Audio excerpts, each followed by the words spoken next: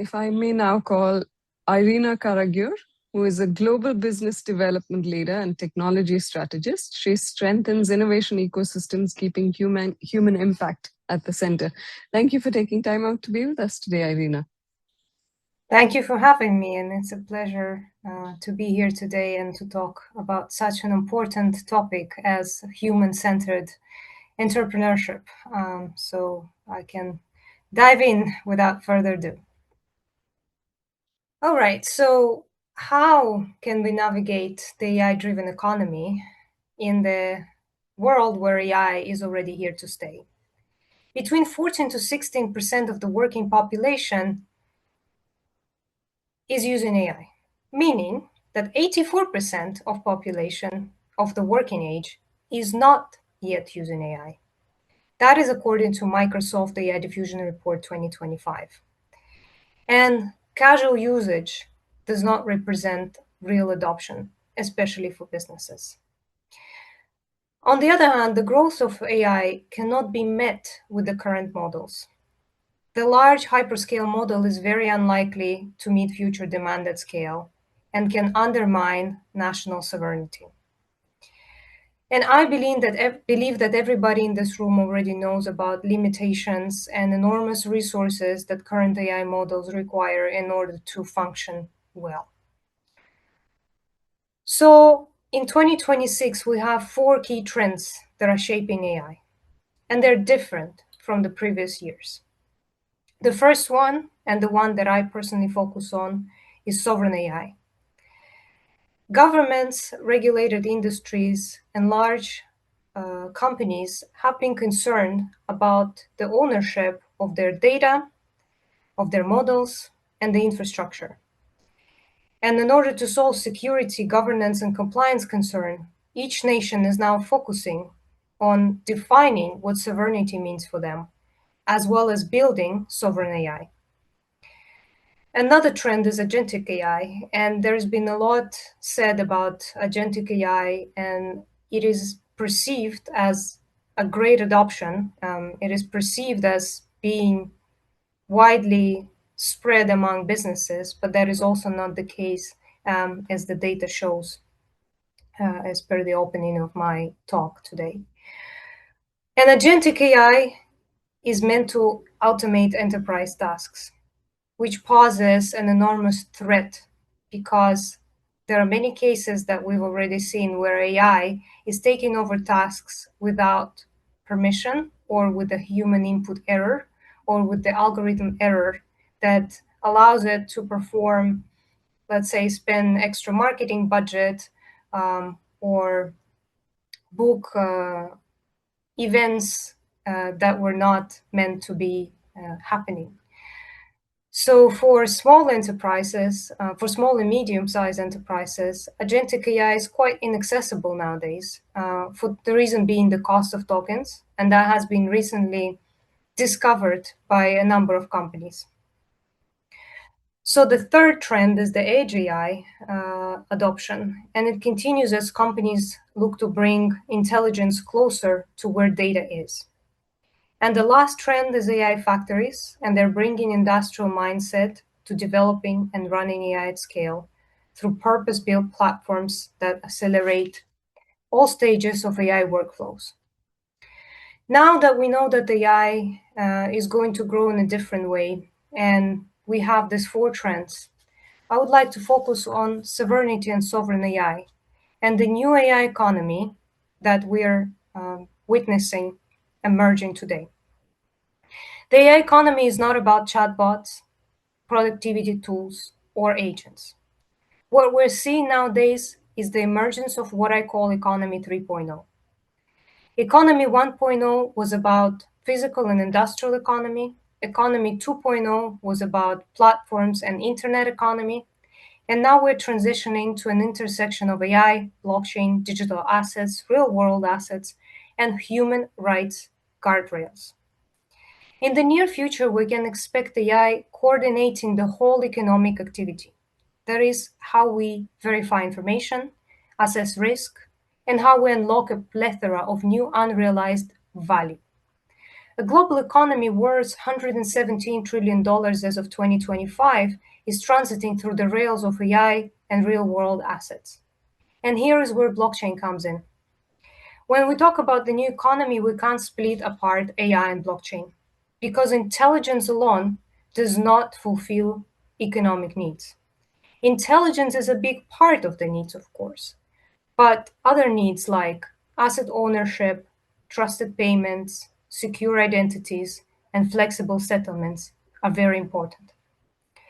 We already see how AI-driven economy is increasingly connected to the real-world assets and stablecoins. The rest of the integrations will come along. AI will help us to make decisions, while blockchain will track records, verify transactions, and settlements. Now we are in the phase of teaching AI to avoid its important mistakes, which are many. But the next economy will be able to connect AI to the value infrastructure. For entrepreneurs, especially for micro, small, and medium-sized enterprises, this can be transformative. Current legacy systems are designed for large institutions, but in the new economy, small businesses should be able to access global markets, tokenized assets, and access financing without obstacles that we're facing today. Yet I would like to address a serious risk. We are talking about a big opportunity, but we can't ignore the elephant in the room. Especially if we build the AI economy only around efficiency, instruction, and surveillance, and also centralized control. In that case, we'll repeat the mistakes that previous digital economy exacerbated. We will create more concentration, more dependency, and more exclusion, but only faster. So the question is not really how do we use AI? The question is what kind of economy are we building with AI? And my answer is that the AI-driven economy needs to be contextualized with a human rights stack. By human rights stack, I mean a set of principle and infrastructure layers. Those are meant to protect human dignity, agency, privacy, ownership, and fair participation. The next economy has to consciously embed our human rights in the design of technology that is going to be deployed.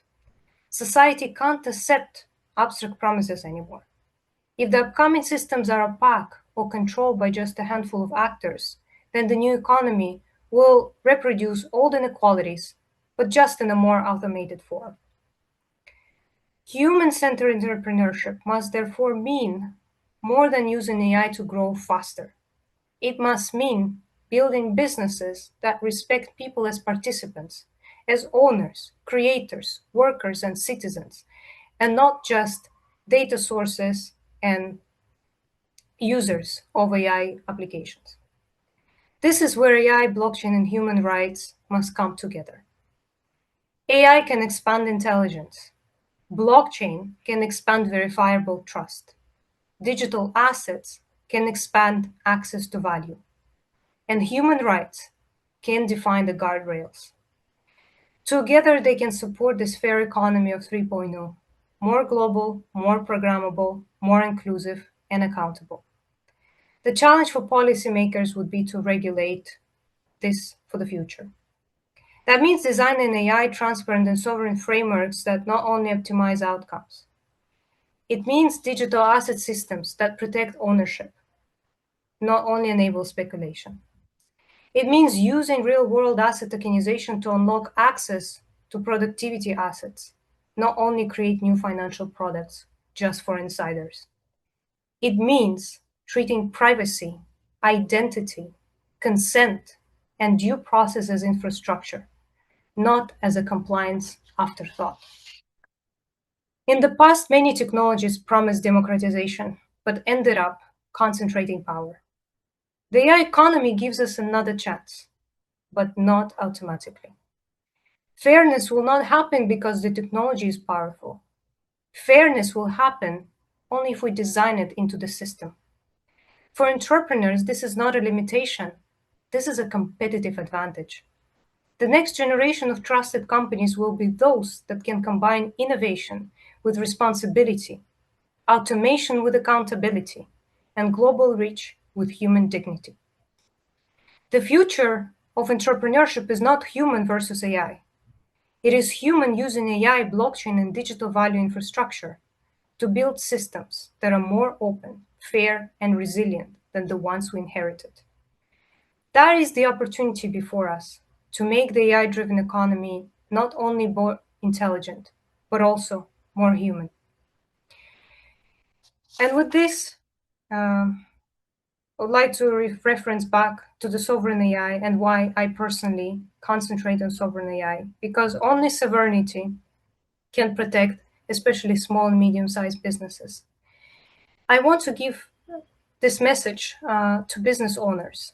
The message is, be very cautious about the information, the data, the workflows that you input in the rented AI systems. Be curious and explore startups and new solutions that are providing sovereign AI. AI that you can really own. AI that is not rented. AI that can protect your human rights. Thank you so much. Thank you. I think that was really interesting to listen to. I think especially because you said treating privacy, identity, consent, and due process as infrastructure, not as a compliance after that. Because a lot of companies, I think, now use that as general compliance in the end, not understanding the seriousness of data protection as well. Thank you so much for your thoughts, Irina. Thank you for having me. Thank you for being here today. Thank you.